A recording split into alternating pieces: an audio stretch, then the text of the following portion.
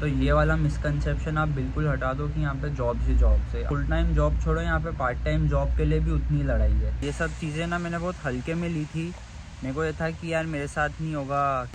क्या हाल है दोस्तों, welcome back to the channel. और भाइयों, आज का वीडियो थोड़ा सा सीरियस टॉपिक पे है एकदम। आज का थोड़ा सा क्या फ़न और बकचोदी वाला टॉपिक नहीं है भाई। मैं तो जो जर्मनी सोच के आया था ना कि अरे बढ़िया है भाई, पार्टी करेंगे, फ्री एजुकेशन, पार्ट टाइम करेंगे, जो चाटा मारा है जर्मनी ने मेरे को यहाँ पे आने के बाद।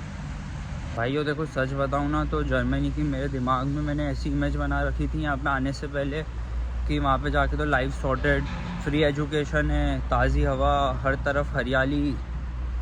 वो वाली हरियाली नहीं भाई, नेचर वाली हरियाली, ये वाली हरियाली। और बिल्कुल सॉर्टेड होगा, कोई टेंशन ही नहीं है वहाँ पे तो। पर ऐसा कुछ भी नहीं था भाई। यहाँ पे आके पता चला रियलिटी बहुत अलग है। स्ट्रगल, साइलेंस, लोनलीनेस चारों तरफ। तो भाइयों देखो, यहाँ पे स्ट्रगल्स की बात करते हैं तो सबसे बड़ा स्ट्रगल जो आपको स्टडीज़ में देखने मिलेगा।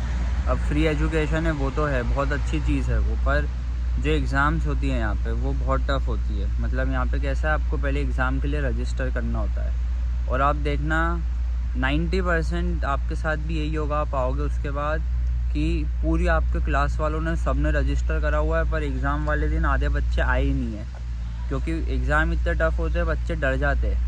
यहाँ पे ऐसा है कि एग्ज़ाम्स में फ़ेल होने का रेट भी बहुत ज़्यादा है यहाँ पे। मतलब आप ये समझ लो ऑलमोस्ट आधी क्लास हर एग्ज़ाम में फ़ेल होती है। और स्पेशली इंडियंस के लिए तो और टफ़ हो जाता है क्योंकि अपने यहाँ तो कैसा है, एग्ज़ाम से 1-2 दिन पहले पढ़ो, रात में पढ़ लो, सिलेबस देख लो, पिछले साल के पेपर कर लो, वही का वही पेपर आता है। यहाँ पे भाई एक मार्क के लिए फ़ेल कर देते, बहुत अलग सिस्टम है भाई। मेरे को याद है मेरा पहला कॉलेज का दिन जब मैं आया था भाई, सारे इंटरनेशनल बच्चे, थोड़ा सा ऐसे इंटिमिडेटिंग भी लगता है क्योंकि देखे नहीं होते ना यार बाहर के लोग, और थोड़ा सा ऐसा लगता भी है कि कैसे बात करेंगे, कैसे दोस्ती करेंगे। तो एक वो चीज़ थोड़ी सी दिमाग में बिठा के आओ आप कि यहाँ पे आओ आप तो थोड़ा सा अपनी शाइनेस को या थोड़ा सा जो इंट्रोवर्टनेस है वो आपकी ख़त्म हो, तो आपको थोड़ा सा दोस्ती करने में ईजी होगी। अगर आपकी मेंटालिटी ये है कि जर्मनी में जॉब्स ही जॉब्स है और वहाँ पे जाके तो कोई दिक्कत ही नहीं आएगी प्लेसमेंट की, तो आप ये वाली मेंटालिटी छोड़ के आओ इंडिया में। ये वाली मेंटालिटी लेके बिल्कुल मत आना, आपको यहाँ पे आके बहुत डिसअपॉइंटमेंट होगा। क्योंकि मेरे को जो पता है, मैं बैचलर्स कर रहा हूँ, मास्टर्स के जो स्टूडेंट्स हैं वो अपना सेमेस्टर एक्सटेंड कर रहे हैं, डबल मास्टर्स के लिए अप्लाई कर रहे हैं क्योंकि जॉब्स ही नहीं मिल रहे और वीज़ा रिन्यू करना है तो करे क्या, तो और पढ़ना पड़ रहा है। तो स्टडी जो अपना स्टूडेंट वीज़ा है उसको रिन्यू करवाते जा रहे हैं। तो ये वाला मिसकंसेप्शन आप बिल्कुल हटा दो कि यहाँ पे जॉब्स ही जॉब से। आप भाई बैचलर्स मास्टर्स के बाद फुल टाइम जॉब छोड़ो, यहाँ पे पार्ट टाइम जॉब के लिए भी उतनी लड़ाई है। पार्ट टाइम जॉब्स के लिए आपको यहाँ पे इतना लड़ना पड़ेगा क्योंकि आपके जितने क्लासमेट्स हैं सारे उसी जॉब के लिए अप्लाई करते हैं, जितने और भी इंटरनेशनल स्टूडेंट्स हैं सब उसी जॉब के लिए अप्लाई करते हैं। तो यहाँ पे आप ये वाली तो चीज़ छोड़ ही देना कि जॉब्स ही जॉब्स है। ये बात मेरे को यहाँ पे आके थोड़ी सी हार्ड वे में लर्न करनी पड़ी, पर ये मैं आपको क्लियर कर देना चाहता हूँ। जॉब रिलेटेड दूसरी चीज़ जो है वो ये है कि आपको मान लो जॉब मिल भी जाती है तो ये तो आप भूल जाओ कि आपको टेक्निकल जॉब मिल जाएगी। इवन आपकी जर्मन B1 B2 लेवल की भी हो गई तो भी, क्योंकि टेक्निकल जॉब्स यहाँ पे ऑलमोस्ट अभी मिलना इम्पॉसिबल हो रखा है। मास्टर स्टूडेंट्स को ही नहीं मिल रही है, तो बैचलर्स में तो उम्मीद ही आप अभी छोड़ दो। और फिर ऐसा है कि जैसे जॉब मिल भी रही है अगर, तो जॉब के बाद उसमें आपको PR में इशू कर रहे हैं, ब्लू कार्ड में इशू कर रहे हैं। ब्लू कार्ड की वेटिंग पीरियड आपको पता है कितना हो गया है? ऑलमोस्ट 6 से 7 महीने का। मतलब आप ब्लू कार्ड के लिए अप्लाई करोगे तो वो आपका 6 से 7 महीने में आएगा। 6 से 7 महीने क्या करेगा आदमी, वापस इंडिया चले जाए, क्या करे? और फिर उसके बाद भी आपको प्रमोट नहीं करते हैं। कैसा है कि इंटरनेशनल स्टूडेंट्स को एज अ स्टूडेंट बहुत अच्छे से ट्रीट करेंगे, आपको कोई दिक्कत नहीं आएगी, आपका सब बढ़िया रहेगा, पढ़ाई वढ़ाई फ्री में होगी, सब बढ़िया होगा। पर जहाँ जॉब में प्रमोशन की बात आई वहाँ पे भाई ये लोग हो जाते हैं कि प्रमोट तो हम जर्मन्स को ही करेंगे। जैसे जो भी डिसीजन मेकिंग पावर वाली जॉब्स होती है, CEO लेवल की, या कोई भी ऐसी जॉब जहाँ पे कंपनी का क्रूशियल डिसीजन लेना हो, वो ये कभी भी किसी इंटरनेशनल उसको स्टूडेंट को नहीं देंगे, क्योंकि इनको जितनी पावर है, जितना कंट्रोल है ना, वो खुद के हाथ में रखना है। तो जॉब मिल भी रही है यहाँ पे तो प्रमोशन नहीं हो रहा है, इसी कारण 5-5 6-6 साल तक भी लोग जॉब करके यहाँ से निकल रहे हैं, क्योंकि एक टाइम आता है कि आपको प्रमोशन चाहिए ना, इंक्रीमेंट चाहिए। आती है बात कल्चरल शॉक्स की।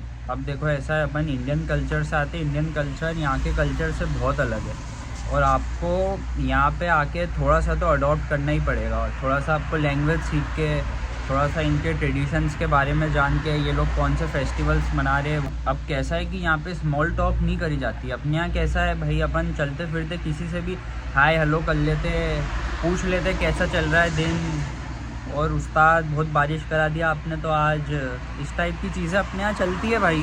यहाँ पे स्मॉल टॉक आपसे कोई करेगा ही नहीं। आप आगे देके भी इनिशिएट करोगे ना कॉन्वर्जेसन तो भी लोग थोड़े हेजिटेंट है बात करने के लिए। ऐसा नहीं है कि उनको वो रूड है या आपसे बात नहीं करना चाह रहे, यहाँ का कल्चर ही ऐसा है। तो ये एक चीज़ आपको लगेगी यहाँ पे आके।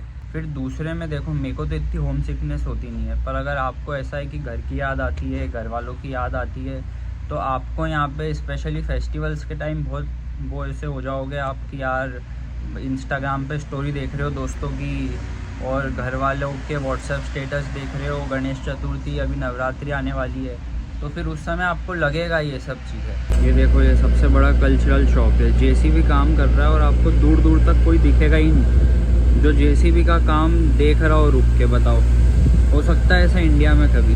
कोई भी नहीं देख रहा है। मैं अकेला खड़ा होकर देख रहा हूँ 10 मिनट से कि ये कर क्या रहे हैं।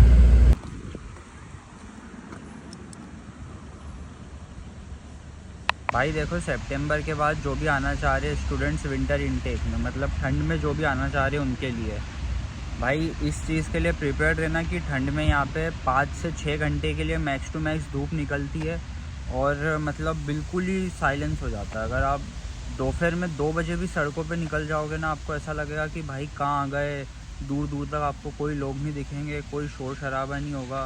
बहुत डिप्रेसिंग हो जाता है ये। मतलब ये सब चीज़ें ना मैंने बहुत हल्के में ली थी। मेरे को ये था कि यार मेरे साथ नहीं होगा, क्या ही है, ये तो सब झेल लेंगे एक बार पहुंच जाए।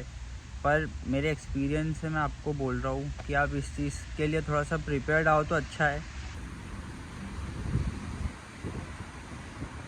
तो भाई देखो, सच तो यही है कि जो इंस्टाग्राम पे या यूट्यूब पे जर्मनी बताया जा रहा है एकदम सच वो नहीं है। आप ये सारी बातें ध्यान रखो, क्योंकि मेरे को ऐसा लगता है अगर मेरे को ये सब बातें मेरे आने से पहले पता होती तो हो सकता है मैं यहाँ पे आता ही नहीं, या मैं अगर आता भी तो थोड़ा सा वेल प्रिपेयर्ड आता। ये सब बातें हैं यहाँ पे कि क्लीन वाटर है, क्लीन एयर है, आपको यहाँ पे सेफ़ हो, आप लड़का हो या लड़की हो, रात में 3-4 बजे भी आप निकलोगे तो आपको कोई दिक्कत नहीं है, इतना सेफ़ है यहाँ पे। आपके साथ कोई ज़्यादा ठगी नहीं होगी, फ्रॉड नहीं होगा, ये सारी चीज़ें बहुत अच्छी है। पर आप अगर ये सोच रहे हो कि फ्री एजुकेशन है, मौज ही मौज है, मस्ती अब तो यहाँ पे आने के बाद, तो ऐसा नहीं है। ये सारी बातें आप थोड़ी सी ध्यान रखो। ये वीडियो बनाने का मेरा मकसद सिर्फ इतना ही था कि मैं आपको जर्मनी की जो 100% रियलिटी है वो बताऊँ। सिर्फ अच्छी बातें बता के लाइक्स कमेंट्स नहीं करवाने मेरे को ये है कि आपको एक वेल इन्फॉर्म्ड वीडियो मिले कि आप अपना डिसीजन सही से ले पाओ। आपको आने से पहले पता रहे कि आप कहाँ आ रहे हो, कैसी सिचुएशन है अभी यहाँ पे। भाई मेरे को याद है, मेरे को इतने खुद में डाउट्स होने लगते थे कि मैं यहाँ पे क्यों आया हूँ, मेरा सही डिसीजन भी था कि नहीं यहाँ पे आना, मेरे को वापस चले जाना चाहिए क्या। क्योंकि मैंने जो सोचा था कि इंडिया में मेरे को ज़्यादा स्ट्रगल करना पड़ेगा, उससे कई ज़्यादा मेरे को यहाँ पे करना पड़ रहा है।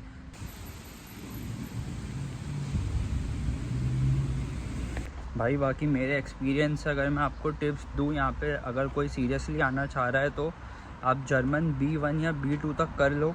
क्योंकि अगर आपने जर्मन B2 तक कर ली ना तो आपकी यहाँ पे लाइफ बहुत स्मूथ हो जाएगी, बहुत चिल हो जाएगी।